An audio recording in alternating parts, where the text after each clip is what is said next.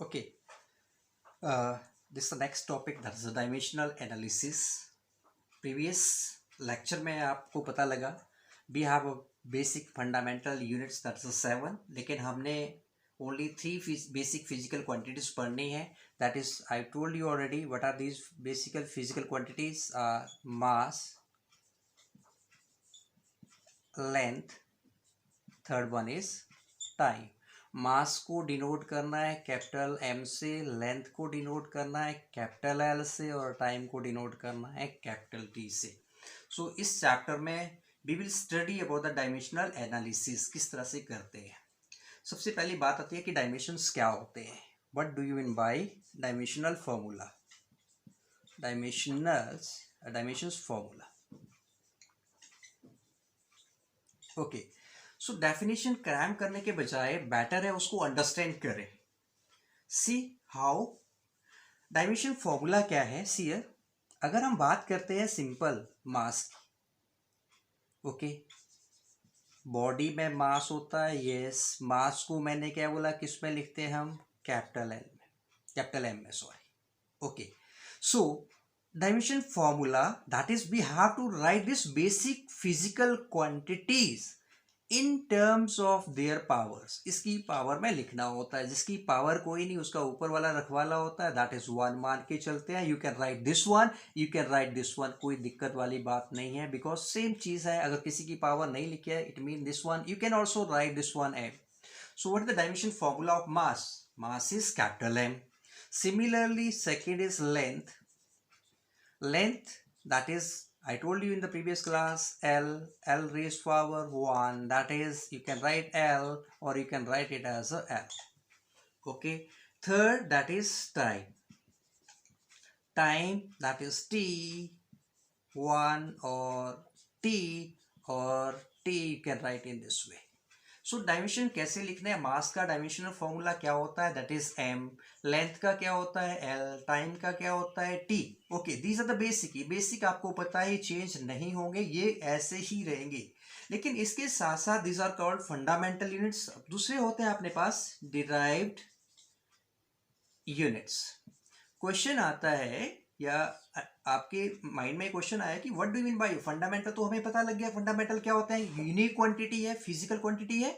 लेकिन derive unit में दिक्कत आ गई, ये क्या होते हैं. तो डिराइव यूनिट को रट्टा लगाने के बजाय उसको अंडरस्टैंड करते कि डिराइव यूनिट क्या होता है. फॉर एग्जाम्पल, एक एग्जाम्पल लेता हूँ आपको. मैंने यहाँ पे लिखा speed.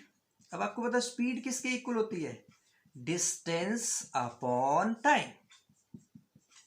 Yes. Now see, this speed is a combination of which one? Distance and time. तो यहाँ पे दो फंडामेंटल यूनिट आपस में मिले हैं, तब जाके स्पीड बनी. When two fundamental यहाँ पे यूनिट्स आपस में मिले, then इन्होंने एक थर्ड क्वांटिटी प्रोड्यूस करी, that is speed, and that is here. This is a derived unit. This speed जो है, इसको हम क्या बोलते हैं, दैट्स अ डिराइव यूनिट. कहाँ से डिराइव किया हमने, डिस्टेंस एंड टाइम से. So this is called derive units. तो सिंपल सी बात, फंडामेंटल में तो हम लोग दैट इज सिंगल क्वांटिटीज है, मास, लेंथ एंड टाइम. लेकिन derive unit is a combination. इसका किसका है, this is combination of these all fundamental quantities. जब आपस में फंडामेंटल क्वांटिटीज मिल जाती हैं तो वो क्या बनाते हैं, दैट इज डिराइव यूनिट्स बनाते हैं. Now see here how to write the dimension formula. बेटा यहां से आपको एग्जाम में क्वेश्चन आता है, ठीक है. तो कैसे डायमेंशन फॉर्मूला लिखते हैं और लिखने का तरीका क्या है. लेकिन listen one thing, dimension formula बहुत आसान है लिखने के लिए. If you know the formula, किसी भी फिजिकल क्वांटिटी या किसी भी टर्म्स का अगर आपको बेसिक फॉर्मूला आता है तो बहुत आसान है डायमेंशन फॉर्मूला लिखने के लिए. फॉर एग्जांपल, अभी मैं उन्हीं से चलूंगा, पहले जो हमने स्टार्ट किया था, दैट इज मास. ओके, मास का डायमेंशन फॉर्मूला यहाँ पे, ये फिजिकल क्वांटिटी आ गई, इसका डायमेंशन फॉर्मूला यहाँ पे मैं डीएफ करके लिख रहा हूँ उसको, डायमेंशन फॉर्मूला. मास का क्या बोला, कैपिटल एम से लिखना है. ऐसे लिख लो, चाहे आप ऐसे लिख लो, कोई दिक्कत वाली बात नहीं है. बेटर है इसके साथ साथ आप यहाँ पे यूनिट लिखते जाओ. मैं स्पेस छोड़ दूंगा. यहाँ पे इसके यूनिट्स लिखने हैं. Okay, that is in SI system, और यहाँ पे आपने सीजीएस में लिखने हैं. ये that is you have to do yourself. मैं सिर्फ छोटा सा यहाँ पे बता देता हूँ। मास फिजिकल क्वांटिटी मैंने पहले ली, मास को एम से लिखा, एसआई यूनिट क्या होता है केजी, एंड सीजीएस यूनिट क्या होता है ग्राम्स। ये this is homework to you, ये आपने होमवर्क करना है। मैं तो सिर्फ ये लिखूंगा कि डायमेंशन फॉर्मूला किस तरह से लिखते हैं किसी भी क्वांटिटी का। सेकेंड हमने लिया अभी लेंथ, लेंथ को कैसे लिखा था, एल, यहाँ क्या आ जाएगा मीटर्स, यहाँ क्या आ जाएगा सेंटीमीटर्स। लेकिन एग्जाम में जो पूछा वही करना है, ये तो नहीं आएगा पूछने के लिए, यहाँ से डायमेंशन फॉर्मूला जरूर आएगा। सेकेंड, थर्ड टाइम, कितने आसान है, आता है, ये सबको आता है कैपिटल टी से, यहाँ पे भी सेकेंड, यहाँ पे भी सेकेंड आपको आता है, सबको आता है। तो ये तो फंडामेंटल हमने कर लिए, 7 फंडामेंटल पहले किए, सबकी सिंबल बताए हुए हैं। अब देखिए जरा डिराइव यूनिट्स की किस तरह से लिखते हैं। तो चलिए स्टार्ट करते हैं यहाँ पे उसी फॉर्मूले से, बहुत आसान से, दैट इज एरिया। तो सबसे पहले आपको एरिया का पता होना चाहिए। एरिया होता क्या है, एरिया होता है लेंथ इनटू ब्रेथ। भाई देखिए जरा, ये लेंथ, ये भी डिस्टेंस है, ब्रेथ ये भी डिस्टेंस है, लेंथ लेंथ है, तो किससे डिनोट करते हैं, एल इंटू एल, जिसकी पावर कोई नहीं उसकी पावर कितनी 1। अगर बेस से में मल्टीप्लिकेशन है तो पावर ऐड हो जाती है, तो कितना बन गया इसका L2। देखिए आप इसको ऐसे भी लिख सकते हैं m0 m raise power 0 l power 2 n t raise power 0। चाहे आप ऐसे लिख ले चाहे आप ऐसे लिख ले, कोई फर्क नहीं है, because something raise power 0 that is equal to 1, ये 1 होता है।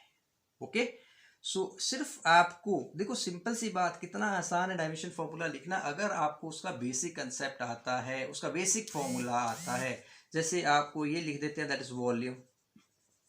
सो वॉल्यूम कैसे लिखते हैं बेटा, फॉर्मूला क्या है, length into breadth into height.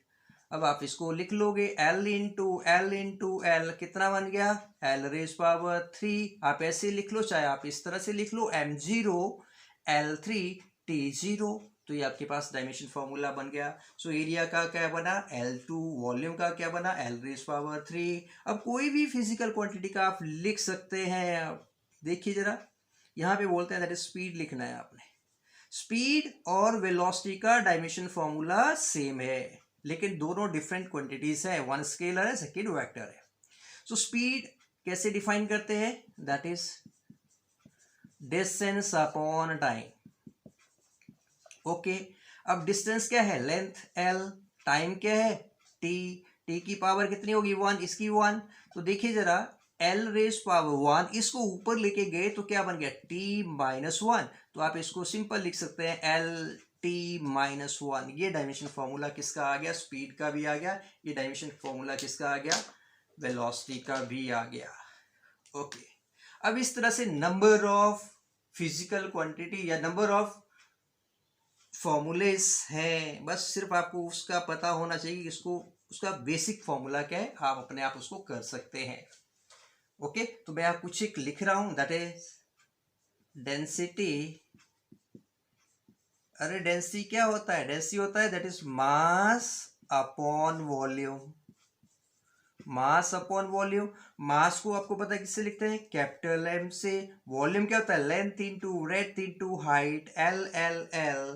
तो अभी यहां पे आपने किया, कितना होता है एल क्यूब, तो कितना बन गया बेटा एम एल माइनस 3। ये डायमेंशन फॉर्मूला इसका बन गया। इधर देखते हैं नेक्स्ट वन अपने पास आ गया यहाँ पे, that is acceleration.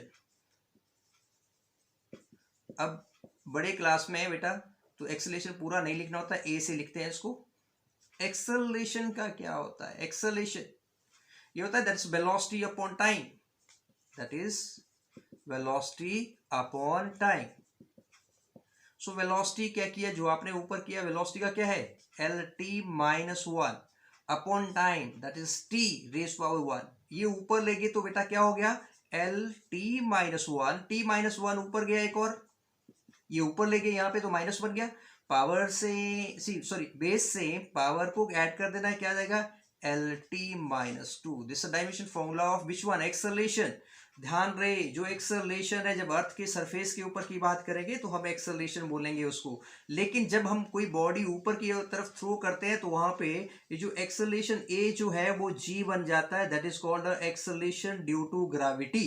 Acceleration due to gravity. तो फॉर्मूला इसी का भी सेम रहेगा, ये क्या आएगा, LT-2।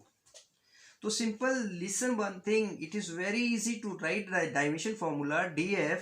अगर आपको उस टर्म का रिलेशन, उस टर्म का फॉर्मूला आता है, जो भी क्वांटिटी आपके पास दी गई होगी, अगर उसका आपको फॉर्मूला आता है तो उसका डायमेंशन फॉर्मूला बहुत आसान तरीके से लिख सकते हो। ठीक है जी। अब कुछ एक टर्म्स मैं यहां पे ले रहा हूं और ओके, यहां पे आ गया, दैट इज फोर्स।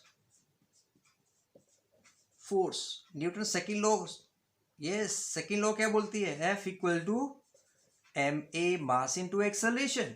बस यहां से निकल गया, मास का क्या बोला m, एक्सेलरेशन का अभी लिखाया, दैट इज लिखा आपने, दैट इज LT-2। तो क्या डायमेंशन फॉर्मूला बना, MLT-2।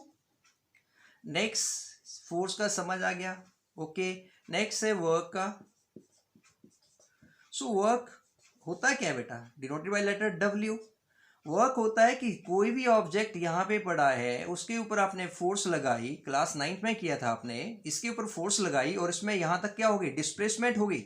यहाँ से यहाँ तक क्या हुई, डिस्प्लेसमेंट। लगाया क्या आपने इसके ऊपर, फोर्स, और साथ में क्या हुई इसमें, दैट इज डिस्प्लेसमेंट हुई। तो हम क्या बोलते हैं वहां पे, F into S, force into displacement. अभी फोर्स का देखिए आपने निकाला, फोर्स का क्या होता है, MLT-2 इंटू एस, एस क्या बोला, डिस्टेंस, डिस्टेंस का क्या होता है L, डिस्प्लेसमेंट या डिस्टेंस एक ही चीज है अभी यहाँ पे, दैट इज।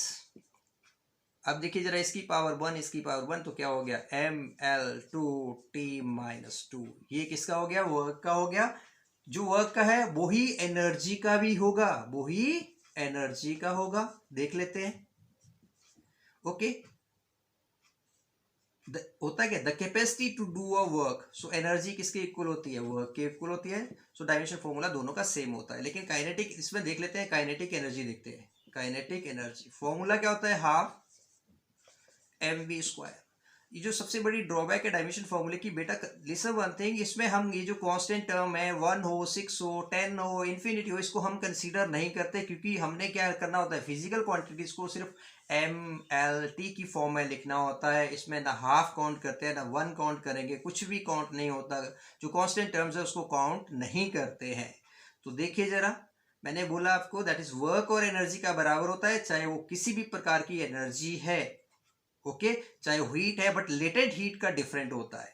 सो एनर्जी देखिए जरा, काइनेटिक एनर्जी का हाफ mv², हाफ हट गया, m मास, वेलोसिटी का स्क्वायर, वेलोसिटी का अभी थोड़ी देर पहले आपने किया है, जब आपकी बास्ती हो जाएगी आप फटाफट कर लोगे, raise power this one, raise power 2, solve करिए, then you will get ML2। ये इससे यहाँ पे मल्टीप्लाई किया, यहाँ पे मल्टीप्लाई किया, -2। तो देखिए जरा, this is equal to this one. So kinetic energy का भी डायमेंशन फॉर्मूला इसके बराबर हो गया, इक्वल हो गया। अगर आप थोड़ा सा चलेंगे, आप बोलेंगे sir potential energy, yes, potential energy को डिनोट करता है यू से, एंड द पोटेंशियल एनर्जी का फॉर्मूला होता है mgh। m क्या है, मास, g अभी थोड़ी देर पहले बताया, a और g बराबर होते हैं, कितना होता है, LT-2। h is height, height क्या है, लेंथ, डिस्टेंस, तो l।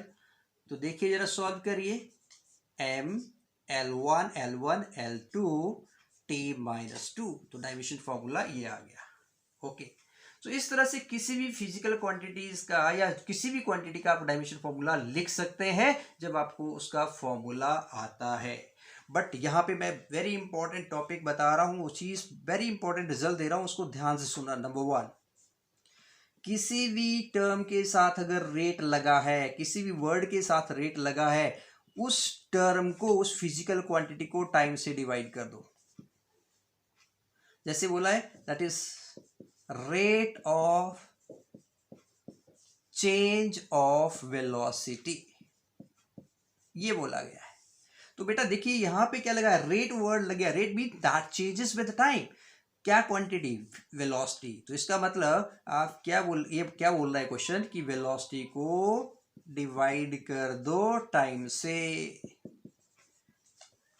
ओके, वेलोसिटी को कर दो डिवाइड टाइम से।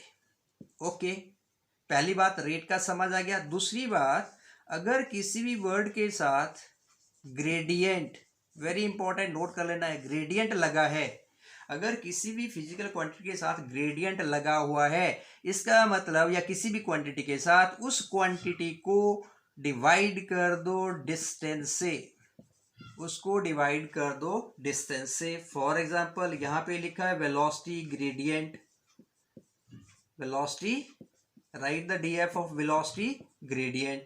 सो देखिए जरा, वेलोसिटी ग्रेडियंट, वेलोसिटी के साथ क्या लगा है, ग्रेडियंट, तो हम क्या करेंगे, वेलोसिटी बाय डिस्टेंस। वेलोसिटी क्या होता है, L T minus one, distance क्या हो गया ये, तो अपने पास क्या रह गया, T minus one. I hope that this is clear. Rate लगाओ, टाइम से डिवाइड करना है, ग्रेडियंट लगा हो तो डिस्टेंस से डिवाइड करना है। I hope that this is clear. इसी तरह से डाइमेंशन फॉर्मूला जो है आप किसी भी टर्म के लिख सकते हो। फॉर एग्जांपल आपको बोला है, this is formula class 9th में किया था, G m1 m2 by r square, ये ग्रेविटेशनल लॉ है। तो एग्जामिनर बोलता है कि how to write the dimension formula of this gravitational constant, इसका लिखना है। भाई देखिए जरा, ये भी मास है, ये भी मास है, ठीक है, ये भी मास है, मास का क्या लिखते हैं, कैपिटल एम, इसका क्या लिखते हैं, कैपिटल एम। ये डिस्टेंस है और ये फोर्स है, तो जी को कैसे निकालेंगे, G equal to F into R square divide by M square, because मैंने क्या किया, m1 equal to m2 equal to m ले लिया, तो m स्क्वायर हो गया। फोर्स का भी बताया क्या होता है, mlt माइनस टू, डिस्टेंस का L2, डिस्टेंस का इसका स्क्वायर है m स्क्वायर। जब सॉल्व किया तो क्या आ गया, m minus one L3 t minus to. So this is a dimension formula of which one? Gravitational constant. इसी तरह से डायमेंशन फॉर्मूला आता है प्लैंक्स कांस्टेंट का। सो प्लैंक्स कांस्टेंट के लिए एक फॉर्मूला आपको लर्न करना पड़ेगा, E equal to H nu, nu frequency है, एच प्लैंक्स कांस्टेंट है, E एनर्जी है।